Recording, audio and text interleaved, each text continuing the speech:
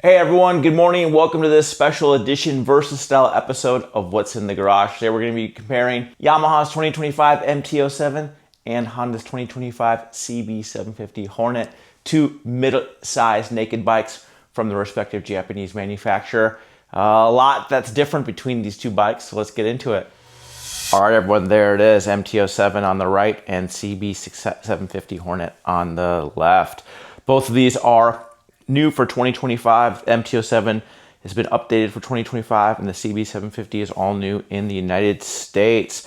Let's begin with the tried and true MT-07. It's powered by a 689cc parallel twin engine, 8-valve cylinder head, dual overhead camshaft with Yamaha's cross-plane crankshaft, which allows it to have a very uneven firing order. It feels almost like a V8 engine, but it's only a 2-cylinder.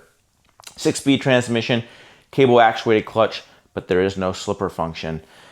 The CB750, on the other hand, has a 755cc parallel twin engine, liquid-cooled dual-overhead camshafts with a 8-valve cylinder head. This engine is good for right around 70 horsepower, and this thing's good for around 68. So definitely the nod in the horsepower department goes to the CB750, but the MT-07 is not that far behind. Same goes for the torque. You'd be amazed how much torque this CB750 actually makes, but the MT-07 makes torque a little bit earlier. You really feel that on the road. The engine's got a lot more rumble and gargle down low, gargle in a good way, where this thing's a rever. This thing's a lot more playful engine, but that's not to say that this engine doesn't get some and have a ton of torque. If you like doing wheelies, this vehicle on the right is the wheelie machine. We also have a 6-speed transmission, cable actuated clutch with slipper function, and this bike comes with an electronic quick shifter, so you can row through the gearbox without using the clutch on upshifts and bang downshifts without using the clutch. Now, both these motorcycles roll on steel frames. We have inverted suspension, new for 2025, and a back link shock, which mounts between the back of the engine case and the swing arm through that linkage mechanism. The CB750 Hornet also has an inverted fork with a little bit more aggressive spring rates and overall damping, and a traditional linkage equipped shock that's mounted off near vertically, but not quite, not horizontal like the MT-07. The MT-07 just feels a lot more springy. The CB750 suspension is a lot more refined. Not saying it's some racy high-spec suspension, but it is a little bit more refined than the MT-07, though we do like that they finally fitted inverted fork for 2025. But the nod in the engine department goes to the CB750, and the nod in the suspension department goes again to the CB750.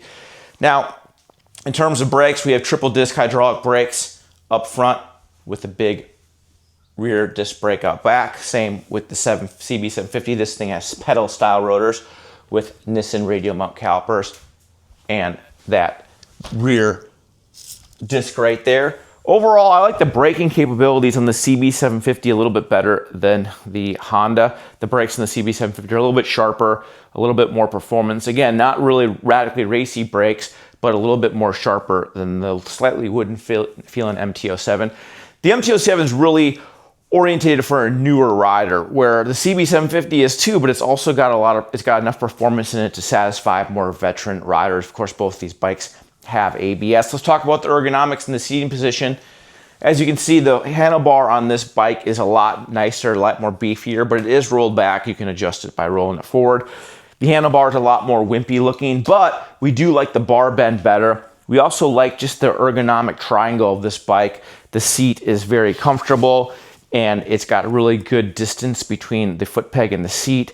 The tank's really easy to squeeze, the 4-gallon tank, and it's just a lot of fun to ride. The MT-07, it's worth noting we have Yamaha's accessory comfort seat, which raises the seat height only slightly. Very, very nice and comfortable. And this is a nice, comfortable bike to ride, but the ergonomics package doesn't feel as sporty as this bike. The foot pegs also feel a little bit higher than this bike, even though this bike is slightly less sporty handling than this, which is kind of odd.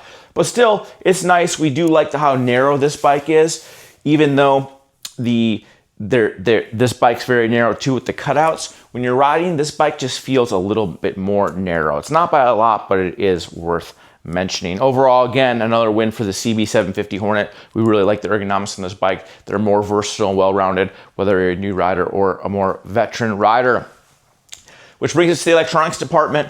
In the electronics, both these bikes have all the bells and whistles. We have traction control, adjustable combined engine power and throttle mode maps now because Yamaha went to its ride-by-wire throttle. And the displays and the electronics on these bikes, I really like the MT-07 better. The display is not only cleaner and more sharp and easy to read, but the switch gear is better too. Look at that big chunky switch gear. You can see right there. Display is just a lot more easy to use. If you're familiar with iPhones or Android phones, you're gonna like this display because it's just a lot easier to use. Look at these big chunky buttons. The only strike though isn't there's no backlighting, which is something that the Yamaha or the Honda actually has. Let's look at the Honda's instrument panel.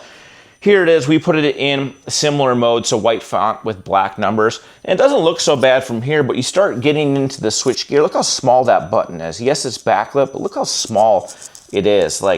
It's like really hard to find some of the functions, and the menu's a little quirky. It's very Japanesey, if that makes sense. And overall, we just really prefer, look at the mode switch, look how much smaller it is on this bike as it is compared to the MT-07. Overall, we just like the dashboard and the overall electronics package a little bit better on the CB750. It also, in terms of dynamic, they work very similarly in the amount of electronic intervention, but just because that user interface and user experience is so much better, again, another nod for the CB750. But we do have to mention that the MT-07 has clearly the superior dash and switch gear. Let's go to styling. Styling on those motorcycles. I really like this updated 2025 styling. It has a really nice symmetrical front end with these inset transformer-like lights. The MT-07 has really grown up. It feels less goofy looking and it looks more sleek and modern. I really like Yamaha always does a good job with the color profiles and matching the wheels to the accents on the tank. Very, very nice. This is a cool looking bike. And the CB750 Hornet definitely looks good in black. The white and red is just atrocious. But this front end, I know Honda really boasts about using their Honda Motor Europe in Italy company subsidiary to design this bike. And this bike has some good lines. It really shows off that meaty engine. And we like this back section here. But overall, I do like the appearance of the MT-07 better. That front end just looks so much cooler than this one, in my opinion. But the back half of the motorcycle almost looks better than the MT-07. So if you could take this front part of the MT-07 and put it on the Honda would be a winner. But as it is now, I just like the MT-07 better. It looks a little bit better, even though the rear end's a little bit more cluttered and not as clean looking as this CB750 Hornet. It's also worth mentioning that we talked about the engine, the 689cc parallel twin versus 755cc parallel twin. This engine actually gets a little bit more fuel mileage. We've gotten almost 40 miles to a gallon, where on this one we're 35, 36. So scant more fuel economy on this motorcycle despite its more high revving performance. Again, that uneven CP2 firing order really does some drinking of fuel at the pump. Well, everyone, that's a quick in the garage versus style comparison versus Honda's 2025 CB750 Hornet right there and the 2025 MT-07. This bike retails for $8,000 and is built in Japan. This bike retails for $8,600 and is also built in Japan. Which bike would you go for? We know what we would go for if it was our money was on the line.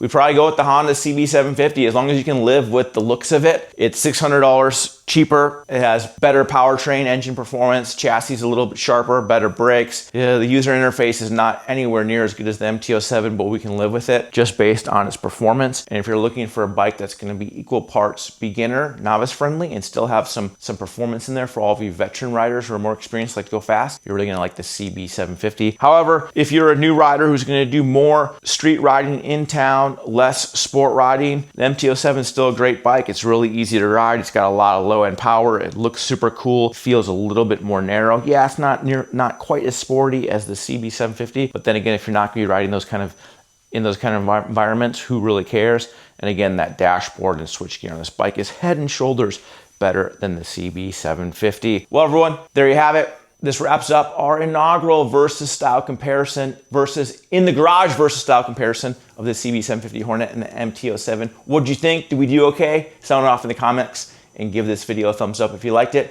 And make sure to watch our other in the garage episodes and our Out on the Road series. And we'll see you in the next episode.